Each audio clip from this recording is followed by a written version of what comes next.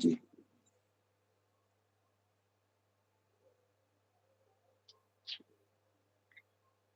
अनुदित सवर्णस्य चा प्रत्ययः, यहाँ पर हम लोग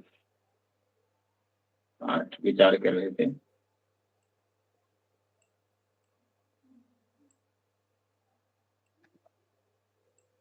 सवर्ण संज्ञा,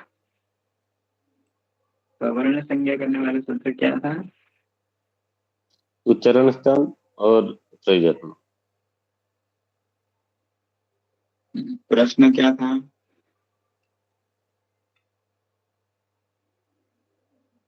सवर्ण संज्ञा करने वाला सूत्र।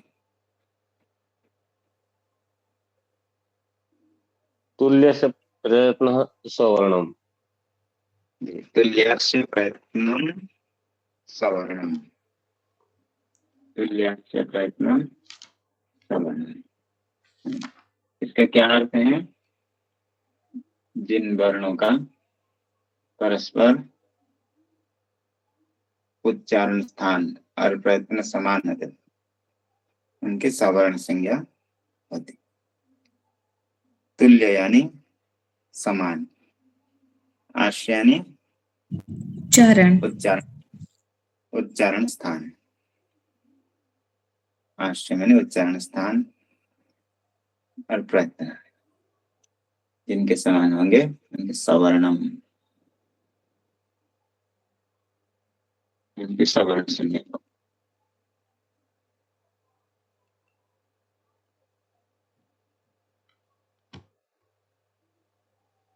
आगे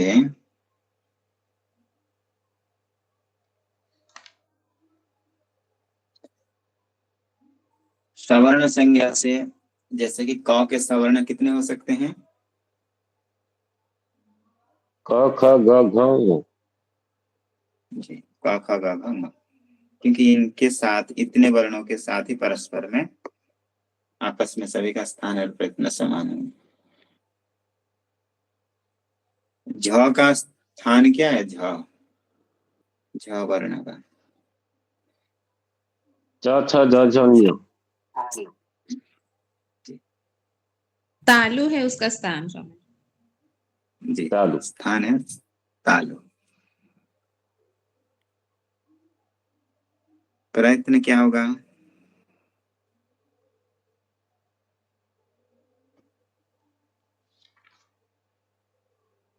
प्रयत्न तो स्वामी जी वही होगा, स्पृष्ट होगा।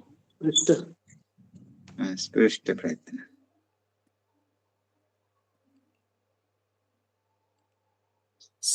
स्पृष्ट प्रयत्न में आने वाले वर्णों को क्या बोल सकते हैं? उनका क्या नाम है? स्पर्श वर्ण। स्पर्श। स्पर्श वर्ण। ऊष्म वर्ण कौन? सल, सल स प्रत्यय। स ह, स स ह, कौन है? स स ह। सा सा प्रत्याहार। स ह।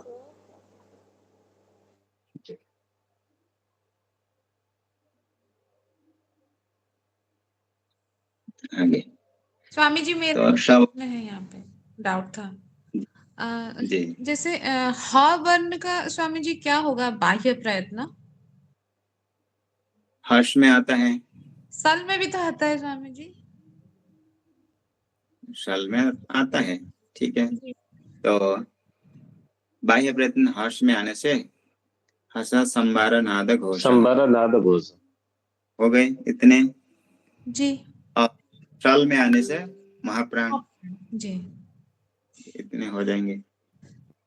तो उसका 4 होगा, मतलब संबार नाद घोष फिर महाप्राण भी। ऐसे सभी का है। क का बाह्य प्राण, उसका अल्प प्राण है क का। अल्प प्राण है। प्राण क्या? अल्प प्राण। हाँ जी। और बाह्य प्रयत्न और क्या हो सकते हैं?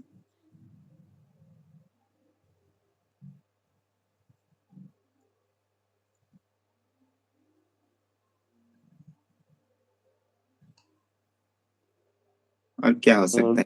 दोनों ही अल्प प्राण और बाह्य प्रयत्न और स्पर्श वर्ण। नहीं, बाह्य प्राण स्वामी जी 2, सॉरी बाह्य प्रयत्न 2 होगा क का। क का क्या होगा? जैसे कि प्राण तो हो गया, जी प्राण भी अल्प बाह्य प्रयत्न ही है, तो ये अल्प प्राण तो हो गया। जी और क्या होगा?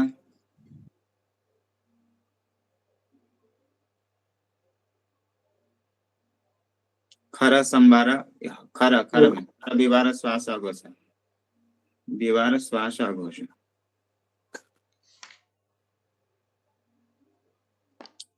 विवार श्वास आघोष। हाँ जी स्वामी जी, कपय में वो क आएगा तो फिर वहां पे जी स्वामी समझ। इसी प्रकार वर्णों का समझना है। एक पंक्ति आई थी, अम अह इत्यतः परानुस्वार विसर्गो, अम अह। स्वामी जी स्क्रीन को हॉरिजॉन्टल कर लीजिए। जी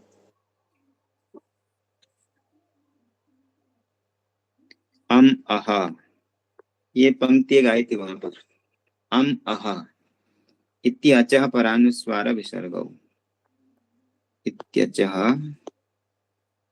परानुस्वार विसर्गो।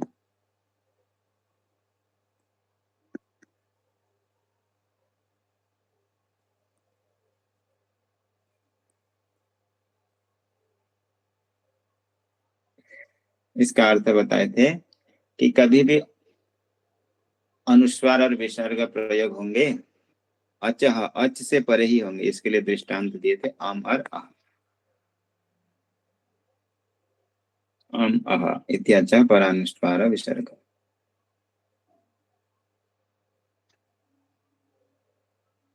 आगे ये सूत्र हो गया था। तो अ बोलने से अ का कितने भेद होते हैं? 18। 18 भेद। अ का 18 भेद। ई का 18। 18। उ वो भी 18। 18। री री का 18। जी। री मेरे 12। का 12। 12 12 क्यों? दीर्घ भेद नहीं है लरी। दीर्घ नहीं होता। दीर्घ। एच एच में जी 4 स्वामी आएंगे, जी। ए ओ आई औ। जी इसका भी 12। 12 ह्रस्व अभाव, इनके ह्रस्व भेद नहीं होते। नहीं।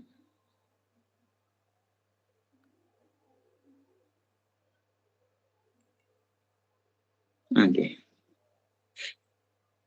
तो अ बोलने से आ का भी ग्रहण, अ से आ भी उसका भेद है। अ का भेद कौन है? दीर्घ भी है, आ प्लुत भी अ का ही भेद है।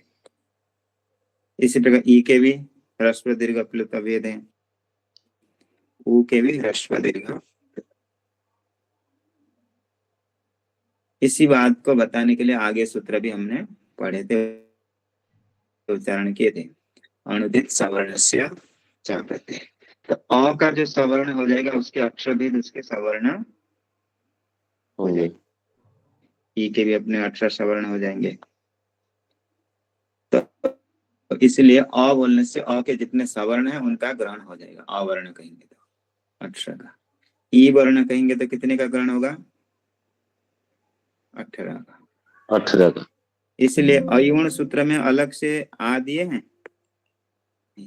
नहीं। नहीं दिए हैं। क्योंकि अ से पूरे आ का भी ग्रहण हो जाएगा, ई से ओ से, अतः अलग से उनको दीर्घ को नहीं दिया है। बोले अ से पूरे अक्षर का ग्रहण हो जाएगा, ऐसा कहाँ कहाँ कौन सा सूत्र कहा गया? अभी तक तो आया नहीं। आगे यही सूत्र, अनुदित सवर्णस्य चा प्रत्ययः, अनुदित सवर्णस्य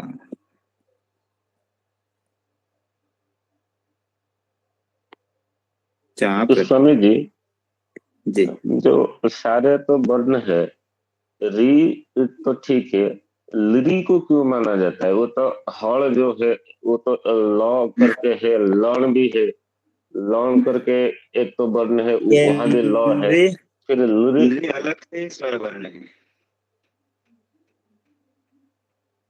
रे स्वर वर्ण में आएगा। तो फिर लण जो है तो वहां भी तो ल है, छह वो नंबर अलग है, में जो। वो अलग वर्ण है, ये अलग वर्ण है, दोनों अलग अलग है। वो व्यंजन वर्ण है, ये स्वर वर्ण है।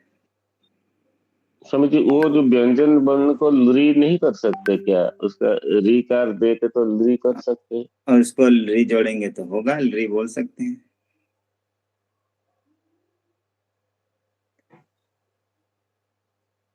परंतु जी स्वर समझ। है, ये अलग है, वो अलग। इसका मतलब रे स्वरवर्ण भी है और ये भी है, व्यंजन वर्ण भी है। व्यंजन में उसके साथ स्वर को मिला करके, अलग से स्वतंत्र नहीं। हाँ, लेकिन जब रे बनता है जी व्यंजन का स्वर मिला के, जी तो उस समय वो री अभी जो वो स्वरवर्ण में रे है, दोनों जी सेम ही है ना। जी। तो ऐसे कहेंगे तो रॉस के नीचे भी री जोड़ देंगे तो री, इसको क्या उच्चारण करेंगे? लेकिन ऐसे प्रयोग नहीं होता है री।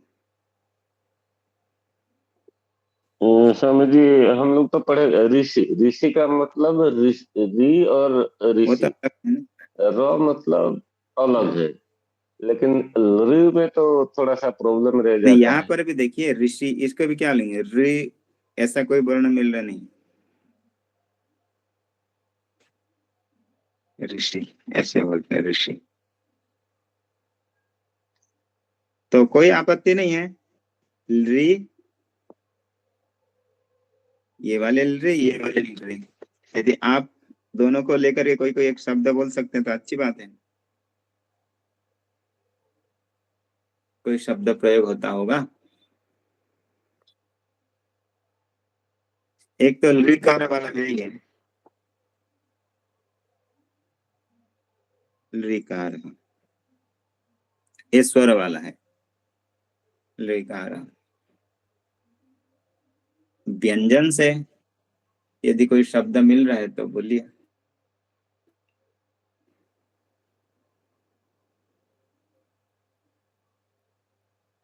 आगे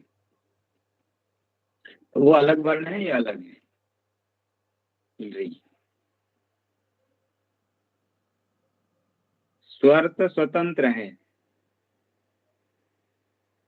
वो परतंत्र है, री। वो तो परतंत्र वर्ण हुआ ना, बाद में जो री आएगा वो परतंत्र है, दूसरे के अधीन है, री को मिला करके। और उच्चारण समान होने मात्र से कोई आपत्ति नहीं है। जैसे कि इसको कैसे उच्चारण करेंगे, क्री,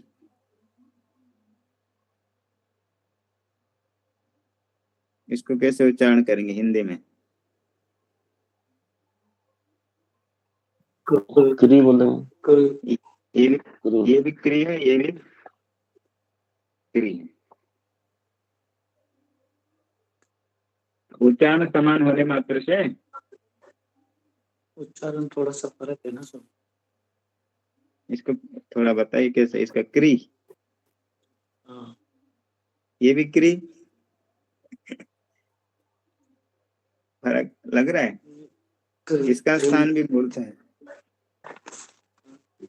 जी।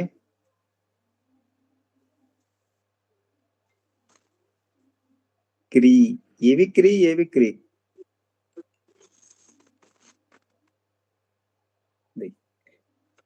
स्वामी जी, जब हम लिखते हैं कृष्णा वो नीचे वाला लिखते हैं, जब लिखते हैं क्रिया वो ऊपर वाला लिखते हैं। हाँ, उसका कोई बात नहीं, उच्चारण क्या है दोनों के? नहीं, एक अंतस्थ है, एक विवृत है ना, समझिए। नहीं, रा विवृत यानी यण प्रत्यय में जो रा आता है वो क्रिया में आता है। जी। कृष्णा में जो हाँ रे आता है। हाँ, प्रयत्न तो अलग होगा, उससे कोई आपत्ति नहीं है। ऐसे बोलेंगे तो ये री का भी प्रयत्न विवृत है, ये भी अलग है, उच्चारण से कोई आपत्ति नहीं है। तब यहाँ भी प्रयत्न अलग दिखा देंगे। ये भी अंतस्थ है ला, उसके री मिल रहे हैं, तो इससे कोई आपत्ति नहीं है। गिलरी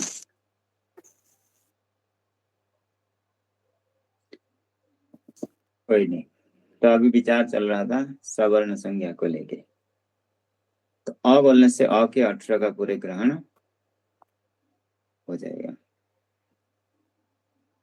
उसके लिए सूत्र आ रहा है अनुदित सवर्णस्य चा प्रत्यय, कि अपने सवर्ण को ग्रहण कराने के लिए, इसलिए सवर्ण ग्राहक सूत्र। अण और उदित अपने सवर्ण का ग्रहण करते हैं, इसी बात को बताने के लिए ये सूत्र है। अनुदित अणचा उदित अनुदित। अण यानी अण प्रत्याहार। अण प्रत्याहार में कहां से कहां तक? अ ई उ तक से ल तक, ल तक 1 से 6 नंबर तक सारे आएंगे। अ ई उ री री ए ओ ऐ औ है बरा ला। जी, 6 नंबर तक। ऐ औ।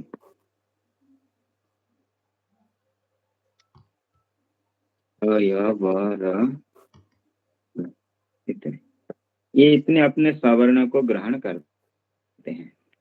अ के जितने सवर्ण अक्षर है उनका ग्रहण करेगा। अ ई उ री री ए ओ, इनके जितने जितने भेद है सवर्ण सभी अपने अपने ग्रहण करेंगे।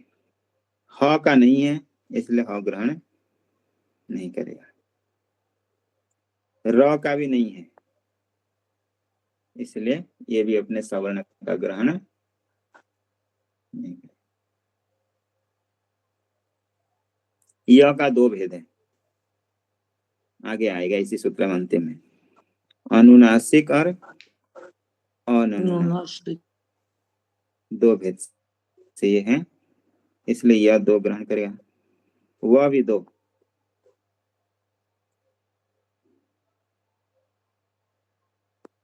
ल भी 2।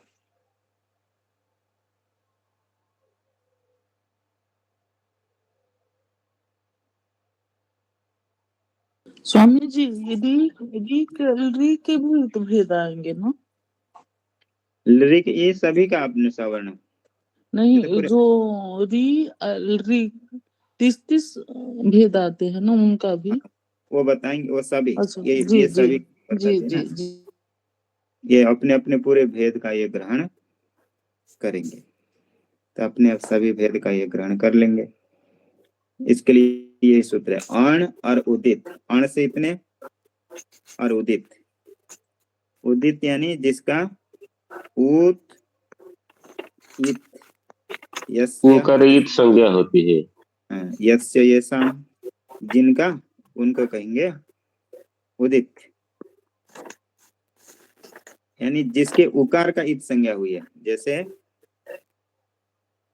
कु में उ गया है, चू चू चू, इनका बचेंगे क च ट क प। ये सभी उदित हैं। उदित कौन है यहाँ पर? सत्य। क च ट त प। ये उदित हैं? उदित उदित उदित कौन है? है। उदित कौन है? उकर ईत संज्ञा होने के बाद जो क च ट त प है वही उदित है। हाँ, उदित है जिसका, वही उदित है। तो वही व्यक्ति कौन है? क च ट त प। उदित कौन हुए? पांचों हुए ना स्वामी जी? जी, क च ट त प ये हो गए उदित। और जो उदित होता है अपने सवर्ण का ग्रहण करता है। तो ये क के सवर्ण कितने हैं? अभी पूछे थे। क वो ख तो ग। 5 है, क ख ग क घ। के 4 है, मिला के 5। तो ये आपस में सभी अपने अपने सवर्ण का ग्रहण करेंगे। जी। तो इसलिए ये उदित होने के कारण ये भी अपने सवर्ण का ग्रहण करेंगे। तो स्वामी जी टोटल उदित 25 होंगे फिर। हाँ, सभी अपने सवर्ण का ग्रहण करेंगे।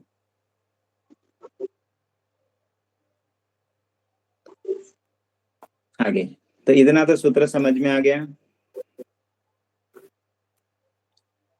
ये सूत्र क्या कर रहा है? आण और उदित अपने सवर्ण का ग्रहण करे, ऐसा कह रहे हैं। अर्थात अपने सवर्ण का ग्रहण करा रहा है। कौन? अनुदित सवर्णस्य जा प्रत्यय। तो अभी सूत्र के दो अंश का विचार हो गया, अण और उदित। और सवर्णस्य, इसका भी विचार हो गया। अनुदित अपने सवर्ण का, सवर्णस्य, स्वसवर्णस्य अपने सवर्ण का। सूत्र में तो स्व नहीं है, लेकिन ऊपर सूत्र से एक अनुवृत्ति आ जाएगी स्व की। तो जोड़ देंगे, अण उदित स्व सवर्णस्य अपने सवर्ण का ग्रहण करता है। एक सूत्र स्वम रूपम शब्दस्य शब्द संज्ञा स्व ले आएंगे तो अर्थ हो जाएगा अण और उदित अपने सवर्ण का ग्रहण करते हैं। इतने समझ में आया?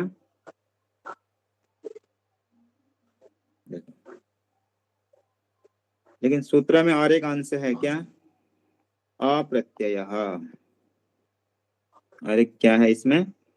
अप्रत्यय।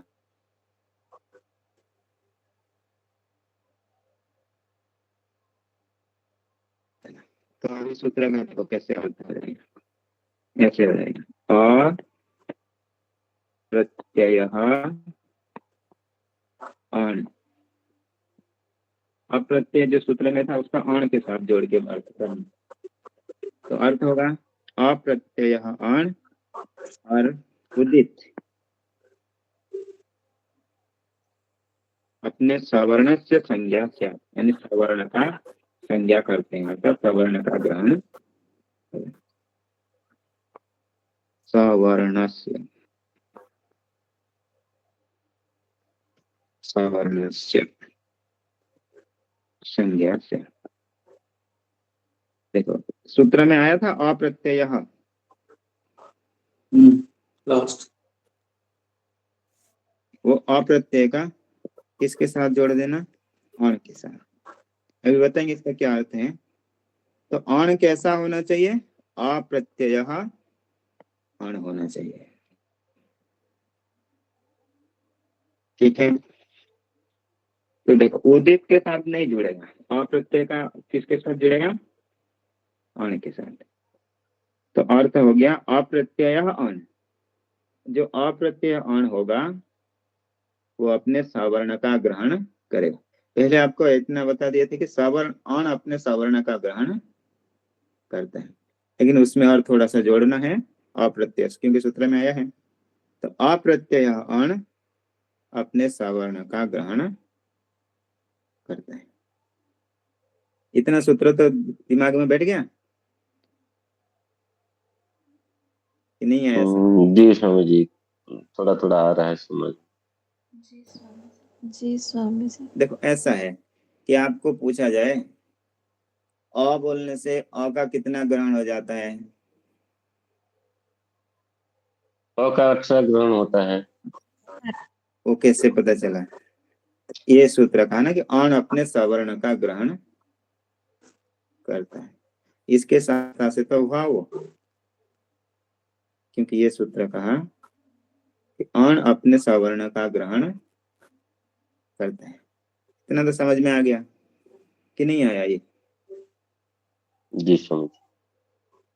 तो ये हो गया, क्योंकि कह दिए कि अण अपने सवर्ण का ग्रहण करता है, इसलिए अण में अ नहीं आता है, आता है, इसलिए अ अपने सारे अक्षरभेद सवर्ण का ग्रहण कर लेता है। इसलिए ई बोलने से कितना ग्रहण होगा? 18 वही 18। 18, क्योंकि ई के सवर्ण 18 हैं, उन सभी का भी ग्रहण हो जाएगा, क्योंकि ई के सवर्ण स्वामी जी उसके प्लुत के बाद तो पता ही नहीं चलता है जी। रस। जैसे प्लुत 3 मात्रा के बाद तो फेल ही नहीं होता है, ओ हो आ हो ई हो।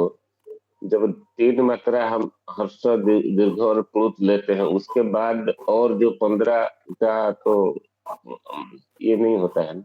वो भी पता चलता है, आगे धीरे धीरे पता चल जाएगा।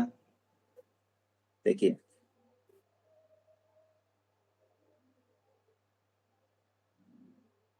चल रहा है, दीर्घ का पता चल रहा है। जी प्लुत तक तो पता चलता है। देखो ऐसे जुड़ा होगा तो ये समझ लेना अनुनासिक है, ऐसा होगा तो मान लीजिए कि हाँ, पहले तो ऐसा मान लीजिए कि ऐसे यदि ये चंद्र होगा तो इसको क्या समझ लेना? अनुनासिक है, ठीक है। और नहीं है तो उसको क्या समझना है? अनुनासिक है। हो गया।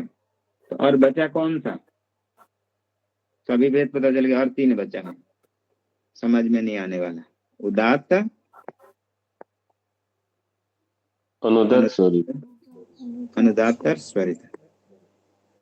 इसका उपयोग आपको तब पता चलेगा जब आप वेद पाठ करेंगे, वहां पर चिन्ह दे दिए हैं, तब आपको वहां पता चल जाएगा कि ये उदात्त है, ये अनुदात्त है, ये स्वरित है।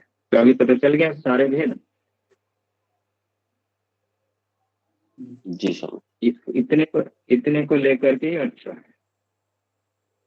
ह्रस्व उदात्त अनुनासिकः, ह्रस्व उदात्त अनुनासिकः, ह्रस्व अनुदात्त अनुनासिकः, ह्रस्व अनुदात्त अनुनासिकः, ऐसे करते हुए 18 भेद। तो अभी पूरे 18 के बारे में पता चल गया। तो देखिए, तो अ से अ का पूरे 18 भेद पता चलता है। तो अ बोलने से अ के 18 का पूरा ग्रहण हो गया। अतः थोड़ा सा एक जने म्यूट करेंगे, नहीं तो थोड़ी सी इको हो रही है।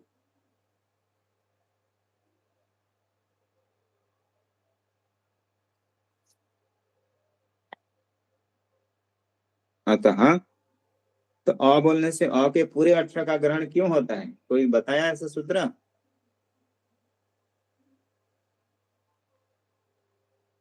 कौन सा सूत्र आया था कि अ बोलने से पूरे अ के ग्रहण हो जाते हैं 18 का? यही सूत्र है, अनुदित सवर्णस्य चा प्रत्यय, इसका यही कार्य है बस। अण और उदित अपने सवर्ण का ग्रहण करते हैं। आगे आगे इसका जैसे ही प्रैक्टिकल आएगा व्यवहारिक, तब वहां पूछ लेंगे तो स्पष्टीकरण हो जाएगा। और सूत्र में और एक हिस्सा अंश है अप्रत्यय, ऐसा भी आया है सूत्र में।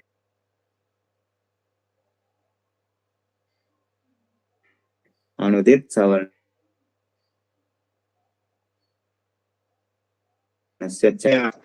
ये अण कैसा होना चाहिए? अप्रत्यय अण। यदि वो अण अप्रत्यय होगा तब अपने सवर्ण का ग्रहण करेगा। ये अर्थ है। तो कठिन तो यही आई थोड़ी सी, बोले कि अप्रत्यय क्या है, तो इसका अर्थ है कि अप्रत्यय का अर्थ हो जाएगा अविद्यमान। अप्रत्यय का अर्थ होता है अविद्यमान, अविद्यमान।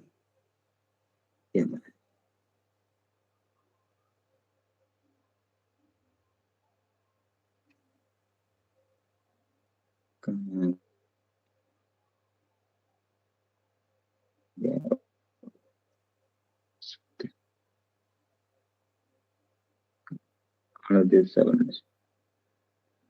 अविद्यमान।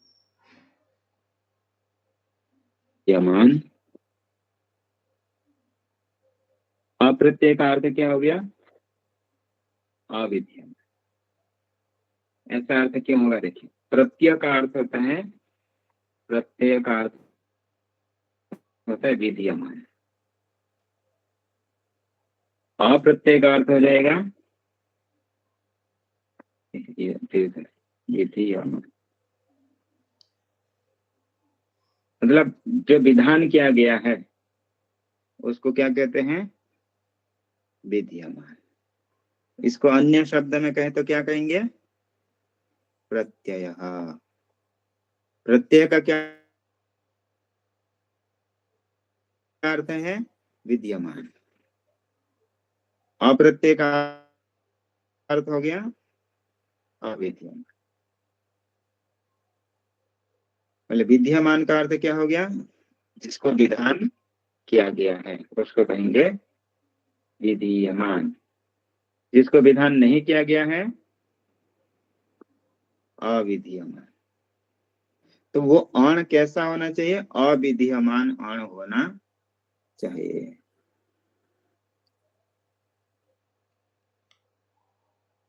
अण यदि विद्यमान नहीं होगा तब अपने सवर्ण का ग्रहण करेगा।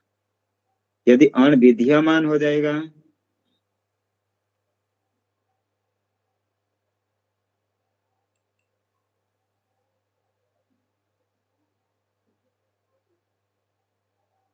तो अपने सवर्ण का ग्रहण नहीं करेगा। सूत्र समझ में आया? देखो,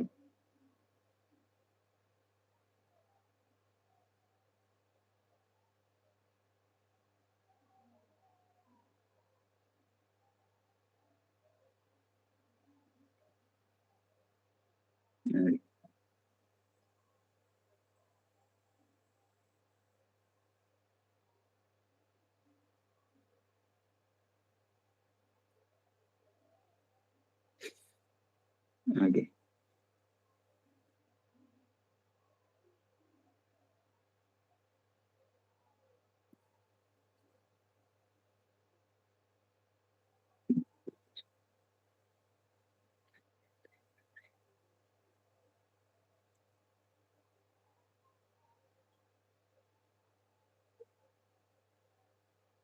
आगे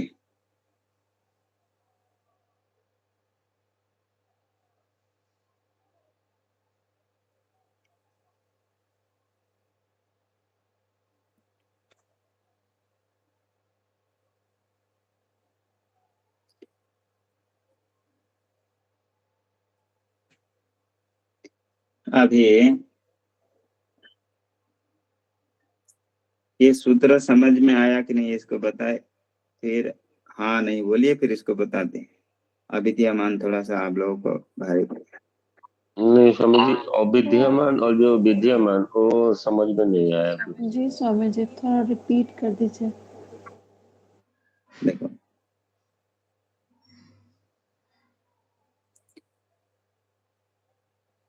अण इतना तो है कि अण अपने सवर्ण का ग्रहण करता है, इतना तो स्पष्ट हो गया। जी लेकिन ये अण कैसा होना चाहिए? अविद्यमान अण होना चाहिए। अविद्यमान। स्वामी जी पहले आप जो बता रहे थे कि विधीयमान और अविधीयमान, तो दोनों में ये फर्क है कि जिसको विधि किया जा रहा है वो विधीयमान है, जिसका विधि हाँ, नहीं है वो अविधीयमान है। तो अण जिसका का कुछ विधि विधान है है इसलिए वो विधीयमान है। और यदि जहाँ विधान किया जाएगा तब वहाँ अभी दृष्टांत बताएंगे। जी स्वामी जी। और जहाँ पर विधान किया जाएगा वहां पर अण क्या होगा? विद्यमान होगा। जहां पर अण विधान नहीं किया जाएगा वहां पर अण विद्यमान नहीं। जिससे स्वामी जी अप्रत्यय जो अविधीयमान है वो कहाँ है? अप्रत्यय का अर्थ ही होता है अविद्यमान। देखो पहले प्रत्यय का अर्थ समझिए। प्रत्यय एक शब्द है और इसका क्या अर्थ है? प्रतीयते, प्रतीयते इति प्रत्यय, प्रतीयते इति प्रत्यय। बोलेंगे प्रतीयते का क्या अर्थ है? बोलेंगे विधीयते, अर्थात जो विधान किया जाता है उसको क्या कहेंगे? प्रत्यय। प्रत्यय किसको कहते हैं? जो विधान किया जाता है, जी स्वामी, जो कुछ रूल्स एंड रेगुलेशन के बीच में है, जो रूल्स एंड विद्यमान है रेगुलेशन है जी। उसको जैसे कि देखो अभी एक दृष्टांत पहले बता देते हैं पर इसको बाद में समझाएंगे। एक शब्द है इदम शब्द।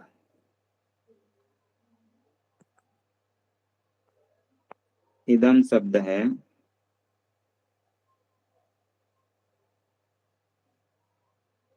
कि जब इदम का ऐसे रूप बनाएंगे, जैसे आप लोग शब्द शब्द तो सुने ही हैं। राम शब्द का राम रामो रामो राम, रामम रामो रामान ऐसे बनता है। इसी प्रकार एक शब्द है इदम शब्द। बोलेंगे इदम शब्द को यहाँ पर अभी क्या हो जाएगा? इसको अ करो बोलेंगे। इदम के म को क्या होगा? अभी अ होगा। एक सूत्र आएगा त्यदादिनाम अह। वो सूत्र चाहे जो भी करता है उसको छोड़ दीजिए, बस अभी इतना समझिए कि इसका ये अर्थ मान लीजिए कि इदम के म को अभी क्या करो बोल रहे हैं वो अ। इदम के म को क्या कर रहे हैं अभी? अ। तो अ करने के लिए जब जाएंगे तो देखो ये म है, किसके स्थान पर हम अ करने जा रहे हैं? म के स्थान पर। इदम के म के स्थान पर हम क्या करने जा रहे हैं? अ। म अनुनासिक है कि अननुनासिक है?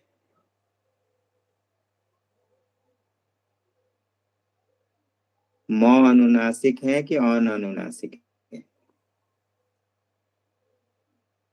अनुनासिक, अनुनासिक।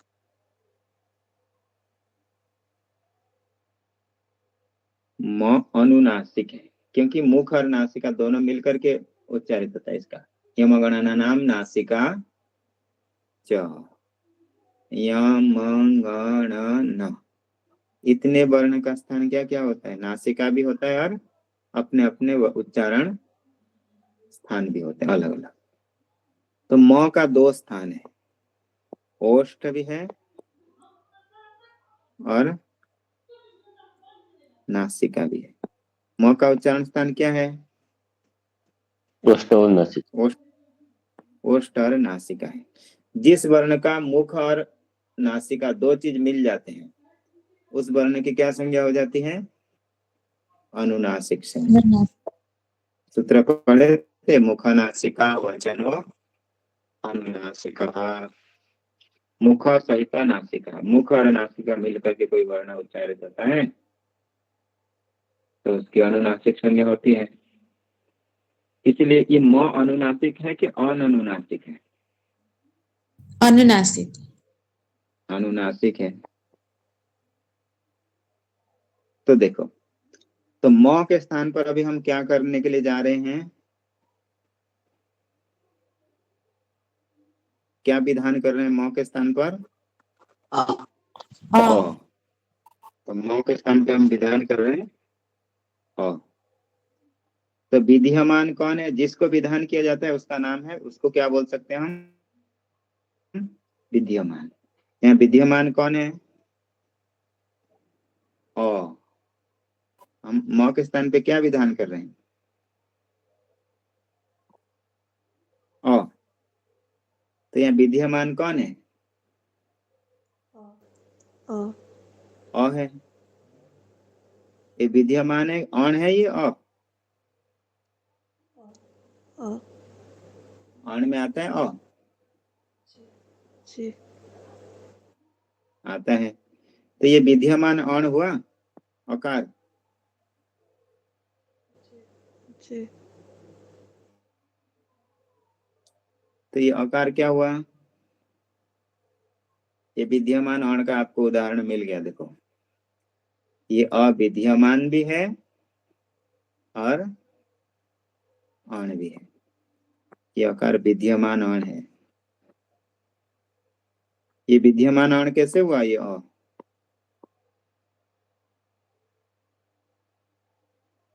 क्योंकि विधान किया जा रहा है इसलिए विद्यमान है। क्योंकि एक सूत्र आ रहा है ना, इसको विधान कर रहा है त्यदादि नाम, इसलिए अविद्यमान है और अण भी है। तो ये अ क्या है? विद्यमान अण है। अब देखो, जो अ होता है, अ का कितने भेद हैं? 18 भेद हैं। 18 18 भेद से एक भेद अनुनासिक है। 18 भेद में से एक अनुनासिक भेद है।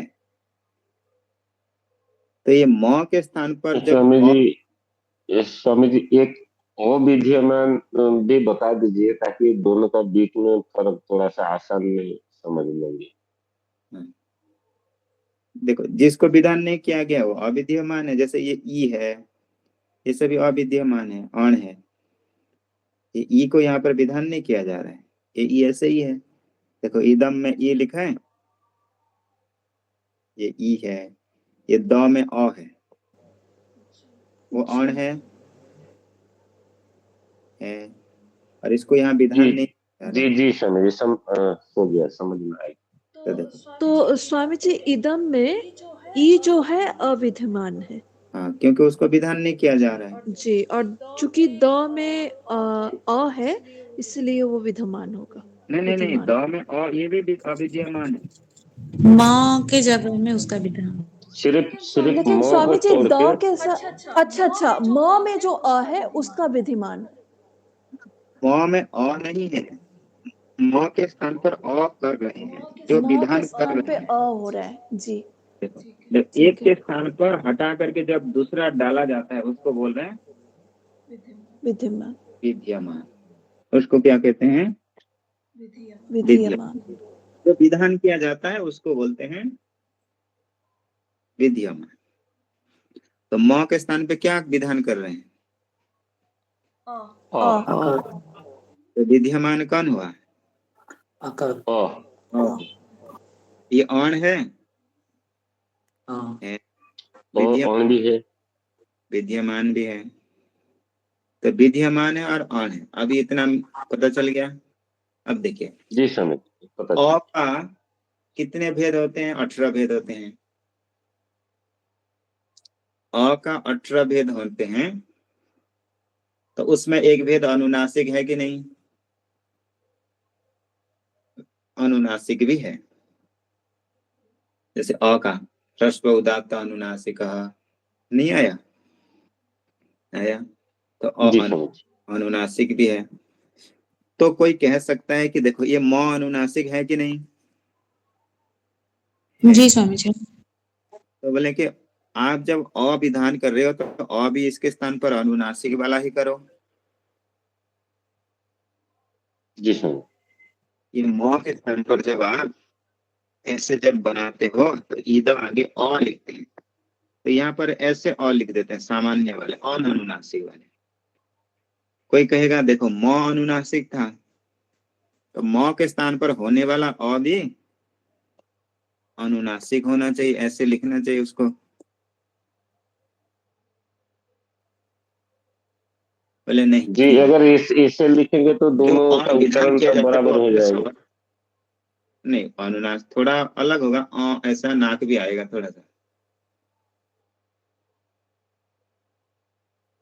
परंतु देखिए, तो ईदा में जो ऐसा अनुनासिक वाला विधान करना चाहिए कि नहीं करना चाहिए?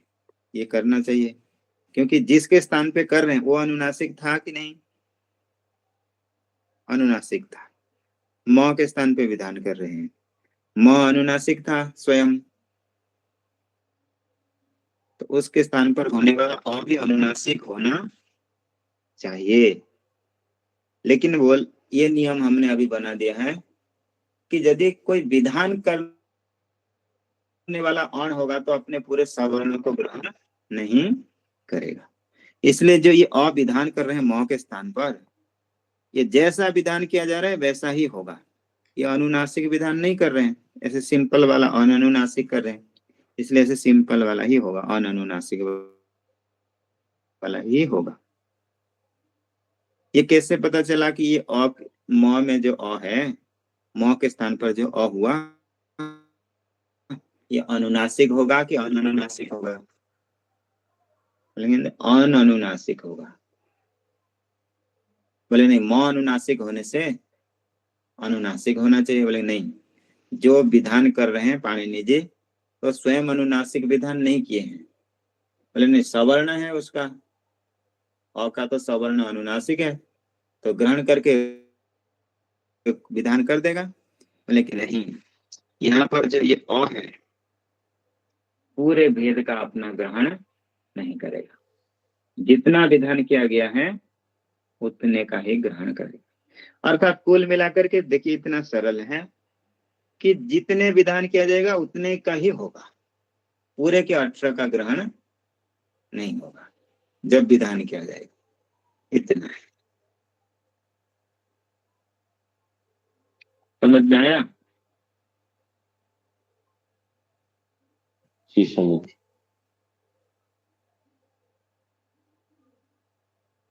देखिए,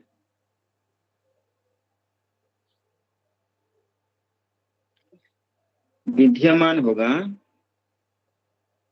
तो पूरे का ग्रहण नहीं करेगा। अरबी दृष्टांत इसमें दिखाना है ऐसे।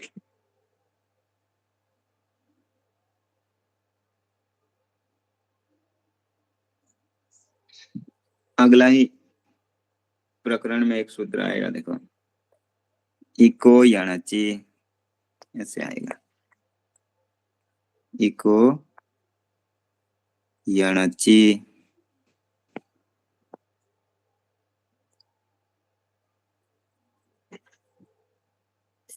इसका अर्थ ऐसा होगा कि एक के स्थान पर यण आदेश होगा, वो अची अच पर में होगा।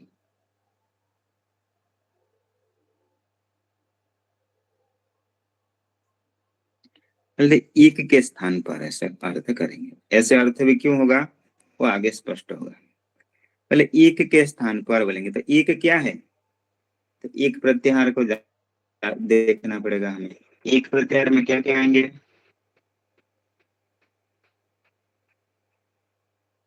एक में क्या क्या आएंगे?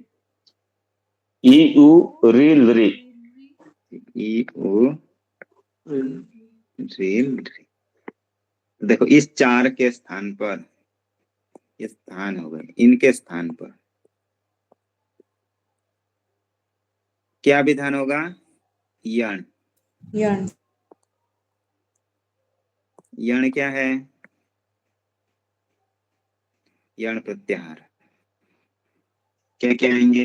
यर ल व ल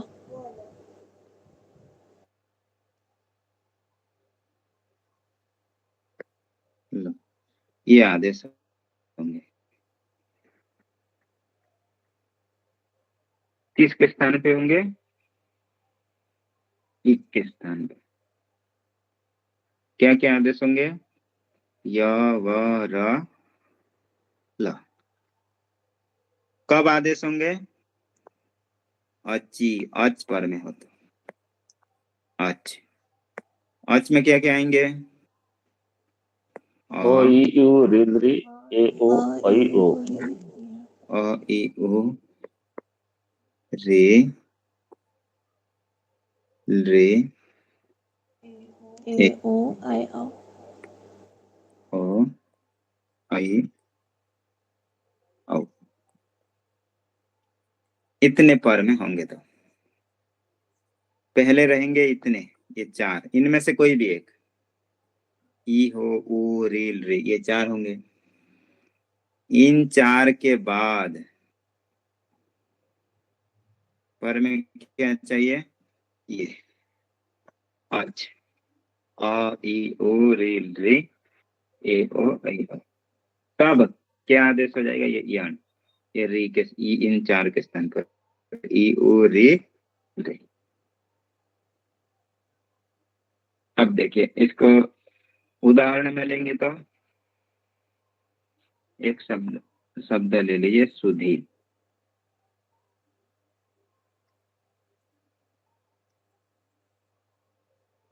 ये तो 2-3 दिन 5 दिन बाद फिर पढ़ाई इसका चलेगा। तो सुधी आ गया उपास्य।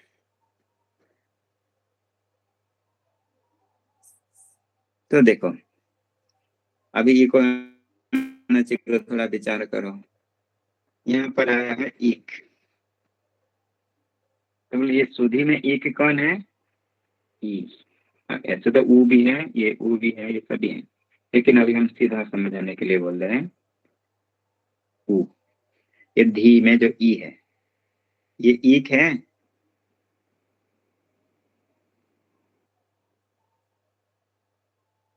जी ईक में आता है ये ई। आप लोग बताइए इसमें। स्वामी जी ये तो दीर्घ दीर्घ ही है ना, दीर्घ ई है। तो ये ईक नहीं है? जी ईक में जी, उसका भेद, हाँ। ई उ रील री, चार में ये ई आया है वहां पे। जी ह्रस्व ई आया है ना, जी। उसी का ही भेद कौन है? 18 से 1 है दीर्घ वाला। हाँ दीर्घ है। तो ये सूत्र आ गया, अनुदित सवर्ण से चा प्रत्यय। कहा गया कि अण अपने सवर्ण का ग्रहण करता है, लेकिन वो अण विधान नहीं किया। देखो यहाँ पर जो सुधी में ई है, ये विधान नहीं कर रहे हैं। ई यहाँ पर इसके स्थान पर विधान कर रहे हैं। इसको, ये ई को विधान कर रहे हैं नहीं, हम विधान क्या कर रहे हैं? यण, य व र ल। ये यण में आते हैं य व र ल, जी आते हैं। तो ये अपने सवर्ण का ग्रहण नहीं कर सकते। या व र ल, र का तो नहीं होते हैं, लेकिन इन दोनों का होते हैं। य का एक सवर्ण है और उसका अनुनासिक भेद य, व का भी एक है से, ल का भी है। तो ये अपने सवर्ण का ग्रहण नहीं करेंगे। कौन कौन? य व और वरला। ये क्यों नहीं करेंगे? क्योंकि ये विधान किए जा रहे हैं।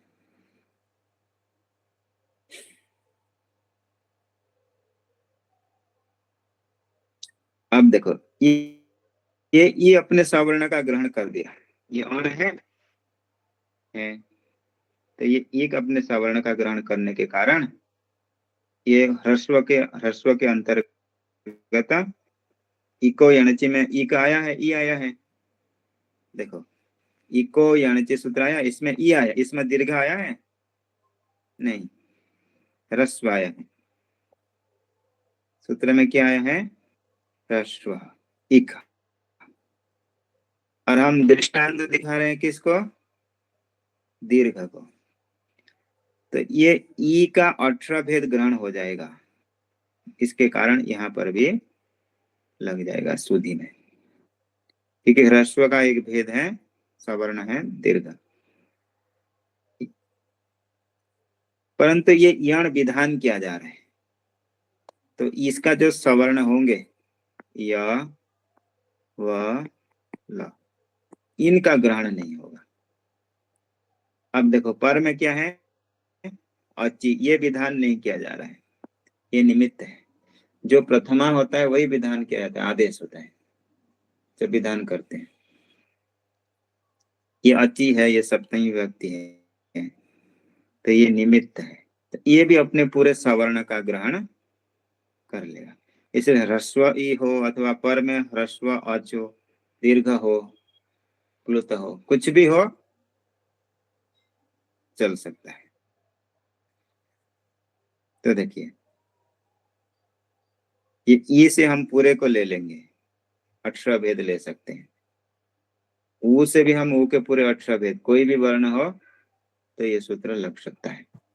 स्वामी जी, इस सुधि ये जो शब्द है उसमें तो य व र ल ही नहीं है, बिल्कुल ही नहीं है। नहीं वो हो, ग्रहण अभी तो क्यों होंगे या नहीं होंगे, वो तो उसके साथ कुछ संपर्क ही नहीं है, जब नहीं है नहीं, बिल्कुल। अभी देखिए सूत्र आ रहा है, इको यणचि, वो सूत्र कहा कि एक के स्थान पर यण करो, एक के स्थान पे क्या करेंगे, यण, यण करेंगे तो य व र ल, 4 करेंगे। ई के स्थान पे कितने विधान करेंगे, क्या, क्योंकि सूत्र अभी आ रहा है ना, इको यणचि। वो कहा कि एक के स्थान पर क्या विधान करना, यण विधान करना। तो यहाँ पर एक है,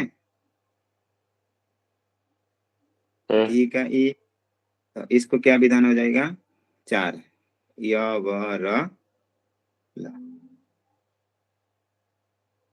तो बोलेंगे य भी तो 2 होते हैं, व भी 2 होते हैं, ल भी 2 होते हैं, तो कौन सा होगा। बोलेंगे नहीं, ये विद्यमान होने के कारण इसका भेद नहीं होगा, जो विधान किया जा रहा है वही होगा।